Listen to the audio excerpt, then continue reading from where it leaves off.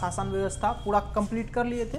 आज का वीडियो हो जाएगा हम लोग का विजयनगर साम्राज्य। अगर यदि विजयनगर साम्राज्य से पहले अगर वीडियो देखना है तो जाके उससे पहले वाला वीडियो जाके देख सकते हैं, ठीक है। प्लेलिस्ट में है, वहाँ पे नंबर वाइज किया, मध्यकालीन का पूरा नंबर वाइज किया, नंबर 1, नंबर 2, 3, 4 तक हो गया। ये 5वां वीडियो है हम लोग का।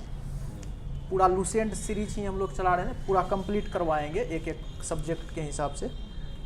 तो इसको जाके देखिएगा, अच्छा लगेगा तो कमेंट भी कीजिएगा, और क्या सुधार करना है क्या, कमेंट्स को देख के ही ना हम लोग कुछ सुधार कर सकते हैं। हाँ, आप अपना बहुमूल्य सुझाव कमेंट में लिखें। तो आइए, विजयनगर साम्राज्य। विजयनगर साम्राज्य की स्थापना 1336 में हरियर एवं बुक्का ने किया था।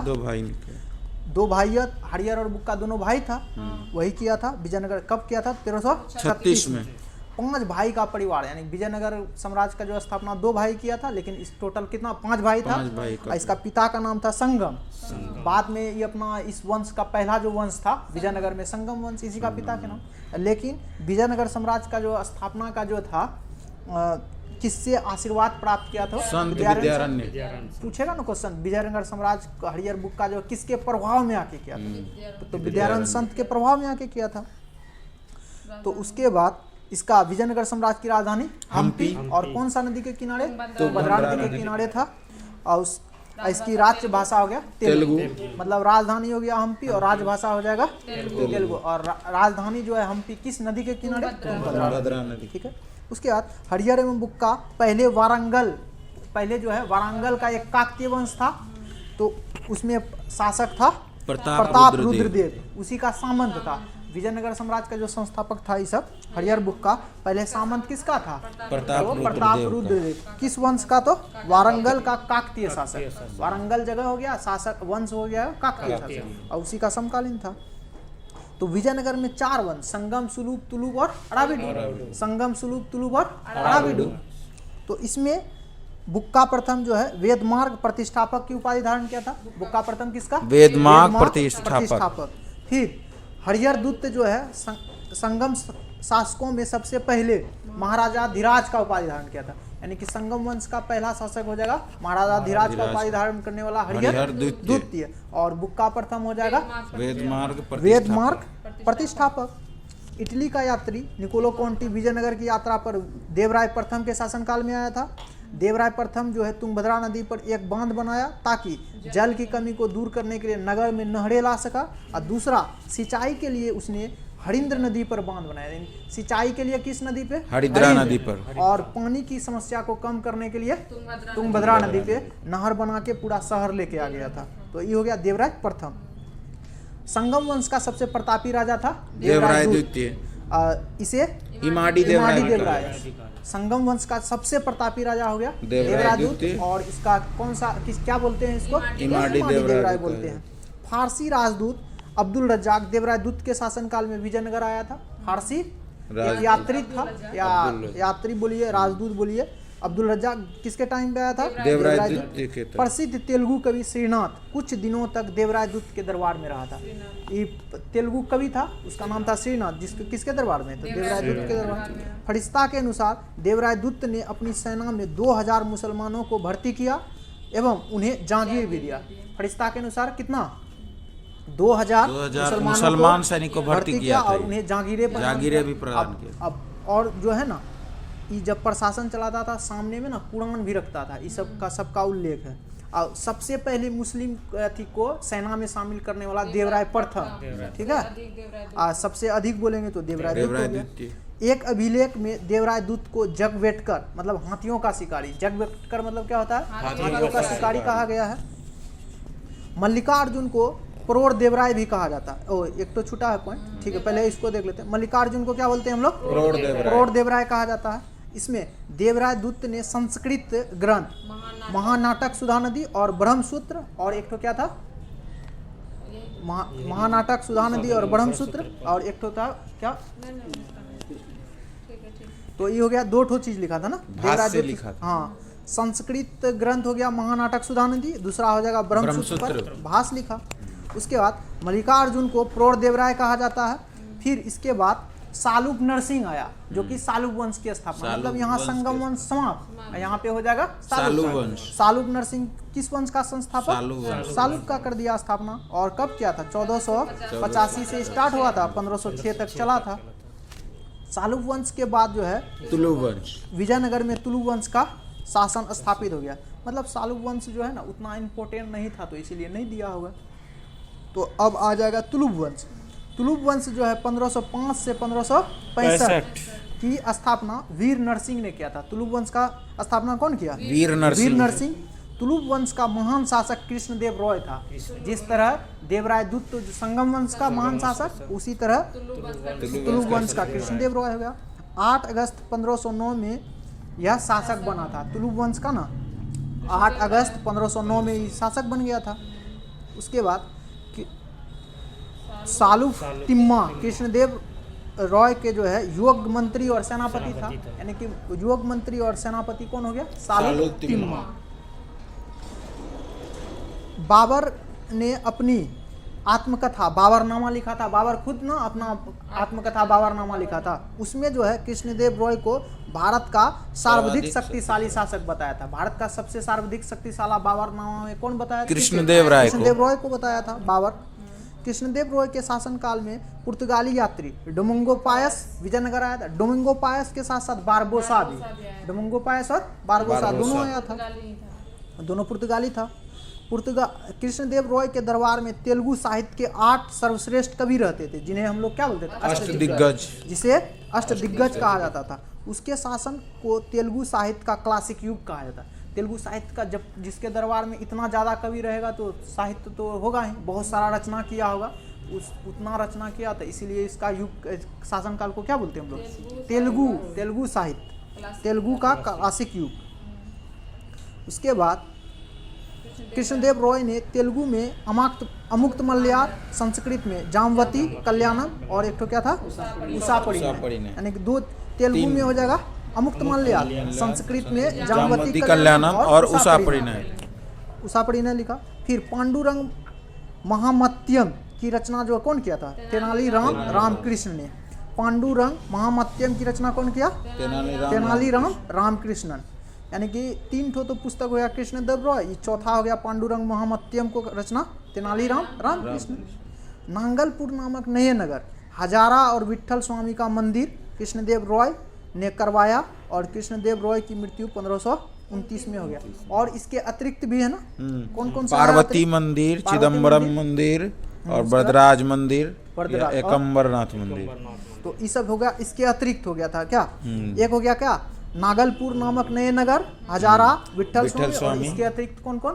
कृष्णदेव राय ने चिदम्बरम मंदिर, अंबारम में पार्वती का मंदिर एवं कांचीपुरम में बरदराज एवं एकम्बरनाथ मंदिर का निर्माण कराया। ठीक है। उसके बाद कृष्णदेव रॉय ने आंध्र भोज, अभिनव भोज, आंध्र पितामह आदि की उपाधि धारण की। 3 उपाधि लिया था ये, आंध्र भोज, अभिनव भोज और आंध्र पितामह। तुलुक वंश का अंतिम शासक था सदाशिव राव, यही सदाशिव राव तो होगा नहीं इसमें। तुलुक वंश का अंतिम शासक कौन? सदाशिव था। इसी के टाइम में जो है राक्षसी गढ़ी का युद्ध या तालीकोटा का युद्ध कब हुआ था? 1565, 23 जनवरी 1565। इस युद्ध के कारण विजयनगर का क्या हुआ? पतन हो गया। विजयनगर का पतन हो गया। इसी युद्ध के कारण विजयनगर के विरुद्ध में बने दक्षिण राज्यों के संघ में शामिल था। 4 नगर था। कौन? बीजापुर, अहमदनगर, गोलकुंडा एवं बीदर। यानी इस जो दक्षिण राज्य संघ बना था उसमें शामिल कौन कौन सा नगर था? तो बीजापुर, अहमदनगर, गोलकुंडा और बीदर। इस संयुक्त मोर्चे का नेतृत्व कर रहा था अली आदिल शाह कर रहा था। तालीकोटा के युद्ध में विजयनगर का नेतृत्व कर रहा था राम राय राजा था। हाँ नहीं, सदाशिव राजा हो गया और सैनिक का नेतृत्व कर रहा था राम राय। अब विजयनगर के राजाओं और बहमनी के सुल्तान के हित 3 अलग अलग क्षेत्र में आपस में टकरा था। यानी विजयनगर और बहमनी के राज्य में जो टकराव जो होता था, 3 ठो कारण था, क्षेत्र था। एक हो गया तुंगभद्रा का दोआब, कृष्णा गोदावरी का कछार और मराठावाड़ा प्रदेश, गोदावरी, कृष्णा का कछार और उसके बाद तुंगभद्रा का दोआब। तालीकोटा युद्ध के बाद सदाशिव ने तिरुमल का सहयोग से पेनकुंडा को राजधानी बनाकर शासन करना प्रारंभ कर दिया। यानी कि जब ये विजयनगर में हो गया कि तालिकोटा युद्ध में तो हार गया था, तो ये लोग का शासन किसके पास, बहमनी के पास चले गया। यानी कि वो सब जो दक्षिण राज्य का जो संघ बना था वो सब ले लिया था। तो ये लोग क्या किया, सदाशिव तिरुमल का सहयोग लिया और पेनकुंडा को क्या किया, राजधानी बना के शासन करने लगा। लेकिन बाद में जो है विजयनगर के चौथे राजवंश अराविडू तब 1570 से लेके 1672 लगभग 100 वर्ष, 1570 से लेके 1572 102 चला ना, तो लगभग 100। इसका स्थापना तिरुमल ने सदाशिव को अपदस्थ करके, यानी पहले सदाशिव कर रहा था उसके सहयोग से, लेकिन तिरुमल खुद क्या क्या सदाशिव को हटा के यह जो है नया वंश अराविडू वंश की स्थापना कर दिया था। तो तुलु वंश के अंतर्गत, हाँ तुलु वंश, उसको हटा के अराविडू का हो गया तिरुमल संस्थापक हो जाएगा। और उसके बाद पेनुकुंडा को क्या किया, राजधानी भी बना लिया पेनुकुंडा को। अराविडू वंश का अंतिम शासक रंगतीर्थ था। अराविडू का संस्थापक बोलेंगे तो तिरुमल, कब क्या था 1570 में। अंतिम शासक हो जाएगा रंगतीर्थ। अराविडू शासक वेंकट द्वितीय के शासनकाल में ही वोडेयार ने 1612 में मैसूर राज्य की स्थापना। मैसूर राज्य की स्थापना कौन, वोडेयार ने 1612। और उस समय शासक कौन था, तो वेंकट द्वितीय। यानी कि अराविडू वंश का शासक हो गया वेंकट द्वितीय, किया था मैसूर राज्य का संस्थापक कौन, तो वोडेयार 1612। अब इसका जो है ना विजयनगर साम्राज्य का प्रशासनिक इकाई का जो है क्रम देखेंगे, घटते हुए क्रम। तो प्रांत हो गया सबसे बड़ा, उसके बाद कोट्टम, प्रांत बहुत सारा प्रांत बटा हुआ था, कोट्टम या वलनाडु बोलते हैं जिसको हम लोग जिला भी बोलते हैं अभी। फिर नाडु, फिर नाडु बटा हुआ था मेलाग्राम, और फिर मेलाग्राम जो उड़ से मिलके बना था। उड़ हो गया सबसे छोटा, उड़ को ही हम लोग बोलते हैं ग्राम, मतलब 50 ग्रामों को समूह को बोलते थे मेलाग्राम। मेलाग्राम से नाडु से हो जाएगा वलनाडु, और वलनाडु का बहुत सारा क्षेत्र पूरा मिला के क्या बनता था, प्रांत या मंडल उसको बोलते थे। तो सबसे बड़ा हो गया प्रांत, सबसे छोटा हो जाएगा उड़। उसके बाद विजयनगर कालीन में सेना नायकों को नायक कहा जाता है, यानी सेना नायक को सीधा नायक कहा जाता था। नायक वसुतः भू सामंत होते हैं, नायक को वेतन उतन नहीं देता था, डायरेक्ट क्या करता था, वेतन के बदले भूमि दे देता था, यानी टैक्स फ्री वाला भूमि।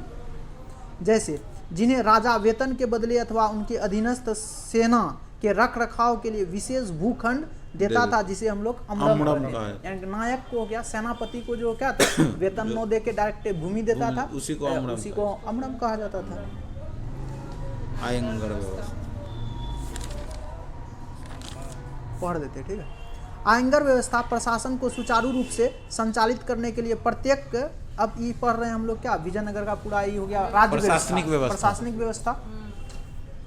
आयंगर व्यवस्था क्या था, प्रशासन को सुचारू रूप से संचालित करने के लिए प्रत्येक ग्राम, ठीक है, प्रत्येक ग्राम सबसे छोटा इकाई यही था ना, प्रत्येक ग्राम एक स्वतंत्र इकाई के रूप में संगठित किया।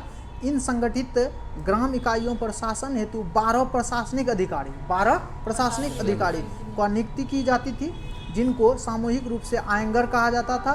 यह अवैतनिक होते थे, यानी कि इसको वेतन नहीं दिया जाता था। यानी कि ग्राम में जो स्वतंत्र इकाई था उसका जो 12 प्रशासनिक इकाई था सब आयंगर कहा जाता था, और इसको वेतन नहीं दिया जाता था। वेतन के बदले में भूमि प्रदान की जाती थी।